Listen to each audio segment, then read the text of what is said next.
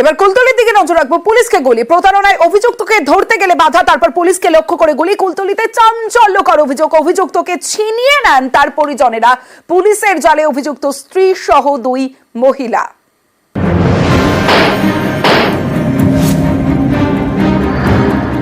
অভিযুক্তকে ধরতে গিয়ে আক্রান্ত পুলিশ। কুলতলিতে পুলিশকে লক্ষ্য করে গুলি চালানোর অভিযোগ। অভিযুক্তকে পুলিশের হাত থেকে ছিনিয়ে নিলেন তার পরিজনেরা। বলেই নেই যে এই কারণে ধরছি বা কি এই করেছে, গুলি ওখানে চলেছে। এবার পুলিশদের হাতে কিন্তু বন্দুক, আমি দেখছি প্রত্যেক পুলিশ বন্দুক। বাড়িতেও মেরেছে, ওখানে ইয়ে করে বাঁচার চেষ্টা তো সবাই করবে। দক্ষিণ 24 পরগনার কুলতলিতে অভিনব কায়দায় প্রতারণা। অভিযোগ, পুরনো সোনার মূর্তি বিক্রির টোপ দেয় দুষ্কৃতীরা। এই টোপ দিয়ে কুলতলিতে ক্রেতাকে ডাকে। কেউ মূর্তি কিনতে গেলেই তার সর্বস্ব লুট করে নেওয়া হয়। এরপর মারধর করে ক্রেতাকে এলাকা থেকে বের করে দেওয়া হয়। কুলতলি থানায় এ ধরনের একাধিক অভিযোগ জমা পড়ে। চলতি মাসে নদিয়ার এক বাসিন্দা অভিযোগ দায়ের করেন। তদন্তে নেমে সাদ্দাম সর্দার নামে একজনের কথা জানতে পারে পুলিশ। সোমবার সকালে কুলতলির জালবেড়িয়া 2 নম্বর গ্রাম পঞ্চায়েতের পাইতারহাট এলাকায় সাদ্দামের বাড়িতে হানা দেয় পুলিশ। সাদ্দামকে ধরেও ফেলে। অভিযোগ, সাদ্দামকে নিয়ে আসার সময় পুলিশকে বাধা দেন তার পরিজনরা। এখানেই শেষ নয়, অভিযোগ পুলিশকে লক্ষ্য করে গুলিও চালান সাদ্দামের ভাই সাইরুল। এভাবেই পুলিশের হাত থেকে ছিনিয়ে নেওয়া হয় সাদ্দামকে। কোনো আহত হয়েছে পুলিশ? কোনো না না, কোনো আহত হয়নি। ক রাউন্ড গুলি চালিয়েছে ওটাও এখন জানা যাচ্ছে না। এই ঘটনায় সাদ্দামের স্ত্রী সহ 2 মহিলাকে আটক করে পুলিশ। তাদের দাবি, পুলিশের উপর হামলার ঘটনার সঙ্গে জড়িত ছিলেন এই 2 মহিলাও। ঘটনার পর থেকেই বেপাত্তা সাদ্দাম ও সাইরুল।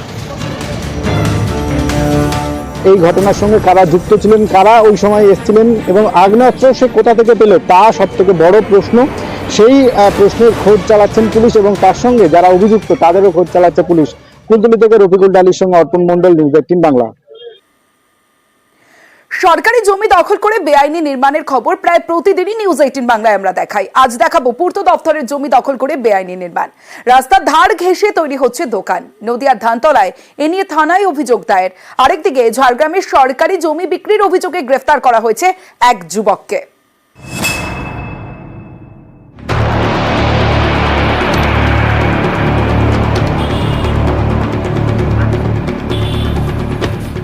রাস্তার পাশে পূর্ত দপ্তরের জমি, সেই জমি দখল হয়ে গিয়েছে, তৈরি হচ্ছে পাকা দোকান। এ ছবি নদিয়ার ধানতলা থানা দত্তফুলিয়ার। রানাঘাট 2 নম্বর ব্লকের দত্তফুলিয়া বাজার। এখানে রয়েছে পূর্ত দপ্তরের রাস্তা। রাস্তার দুপাশের জমিও পূর্ত দপ্তরের। সেই জমি দখল হয়ে গিয়েছে। সরকারি জমিতে তৈরি হয়েছে একের পর এক দোকান। এখান থেকে বড় রাস্তার শুরু। নদিয়া থেকে উত্তর 24 পরগনার বনগাঁর মধ্যে যাতায়াত করা যায় এমন একটি গুরুত্বপূর্ণ রাস্তার মোড়ের পাশেই সরকারি জায়গা দখল। রাস্তার ধার ঘেঁষে তৈরি হচ্ছে দোকান। অভিযোগের আঙুল এলাকারই বাসিন্দা অমিত সাহার দিকে। তিনি আবার তৃণমূল কর্মী হিসেবে পরিচিত। স্থানীয়দের অভিযোগ, এইসব দোকানের জেরে সরু হচ্ছে বাজারের রাস্তা, বাড়ছে বিপদ। এ নিয়ে ধানতলা থানায় নালিশ জানিয়েছেন স্থানীয় এক বাসিন্দা। যেই জায়গাটা নিয়ে অভিযোগ, এই জায়গার পিছনে আমার 9 বিঘা জমি আছে। 15-16 ফুট রাস্তা চলাচলের আছে। সেখান থেকে 8 ফুট জায়গা সবসময়ের জন্য নিজের দখলে রেখে দিত। না, ওটা ব্যক্তি সম্পত্তি নয়, সম্পূর্ণ পিডব্লিউডির জায়গা, পিডব্লিউডি রাস্তা। হ্যাঁ, পিডব্লিউডির জায়গা। এখানে সমস্ত ব্যবসায় পিডব্লিউডির উপরে 2 সাইডে অবৈধ, অবশ্যই অবৈধ, কিন্তু এত সবাই করছে। আমি দীর্ঘদিন ব্যবসা করছি, বাবা ব্যবসা করেছে, ওই একই কনস্ট্রাকশনের উপরে করেছি। যেদিন পিডব্লিউ বলবে সবাইকে উঠে যেতে, অবশ্যই আমি তুলে নেব।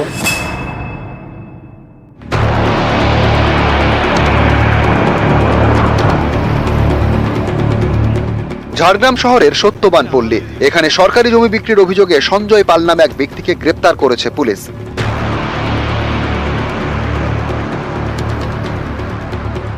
ঝাড়গ্রামের সত্যবান পল্লীর 91 এলাকা। এখানে রয়েছে ভূমি দপ্তরের জমি, মোট 50 একর। জমিতে সরকারি বোর্ড বসানো রয়েছে। অভিযোগ, তা সত্ত্বেও এই জমি বেআইনিভাবে বিক্রি হয়ে যাচ্ছে। তারপর তৈরি হচ্ছে বাড়ি। ও আমরাকে একটা দান হিসাবে আরো দিয়েছিল। 2017 যখন নিই তখন কোনো বোর্ডেই ছিল না এখানে। সবাইকে যদি মোটামুটি ই করে, আমি একা কেন উঠবো? উঠলে সবাই উঠবে। তাই ঢালাই রাস্তার ওইখান থেকে একদম নিচে বেড়া অব্দি সবাই উঠলে আমরাও উঠবো। ভূমি দপ্তরে একাধিক অভিযোগ জমা পড়ে। তার প্রেক্ষিতে রবিবার স্থানীয় একজনকে গ্রেপ্তার করে ঝাড়গ্রাম থানার পুলিশ। সোমবার এলাকায় যান ভূমি দপ্তরের আধিকারিকরা। যখন খবর পাই যথাযথ তার স্টেপস নিই এবং স্টেপস নেওয়া হচ্ছে, একজন অ্যারেস্টও হয়েছে। পরবর্তীকালে এই ধরনের যে কোনো এনক্রোচমেন্ট থাকলে সেটা আমরা প্রশাসনিক স্তরে আলোচনা করে সঠিক সিদ্ধান্ত নেওয়া হবে। নদিয়া থেকে রঞ্জিত সরকার এবং ঝাড়গ্রাম থেকে রাজু সিং, নিউজ 18 বাংলা। উদ্বেগের নাম তিস্তা। কেন বলছি? কারণ বাঁধের উচ্চতা বাড়ালেও তিস্তায় বিপদ। কারণ গত বছর সিকিমের হরপা বাঁধ আর এর জেরে পাহাড় থেকে বয়ে আসা পাথর বোল্ডার জমেছে তিস্তার বুকে। এতে অনেক জায়গাতে জলস্তর বেড়ে গিয়েছে। বর্ষায় ফুলে ফেঁপে উঠলে বাঁধ উপচে তিস্তার জল ঢুকে যাচ্ছে গ্রামে। তিস্তাকে নিয়ন্ত্রণে রাখতে ড্রেজিং এর পরিকল্পনা সেচ দপ্তরের।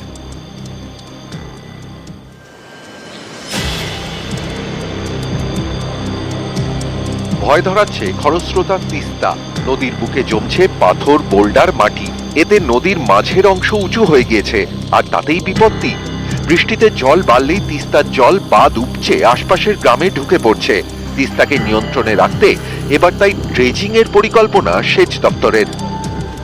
এটা করতে পারলে নদীগুলোকে কন্ট্রোলে আনা যাবে, না হলে তো কন্ট্রোল করতে পারছি না। আমি আমার বাঁধটাকে কত উঁচু করবো?